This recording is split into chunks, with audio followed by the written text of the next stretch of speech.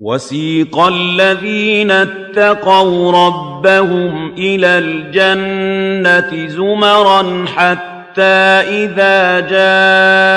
جاءوها وفتحت أبوابها وقال لهم خزنتها سلام عليكم طبتم فادخلوها خالدين وقالوا الحمد لله الذي صدقنا وعده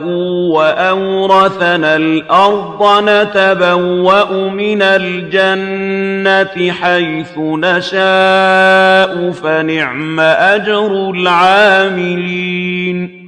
وترى الملائكة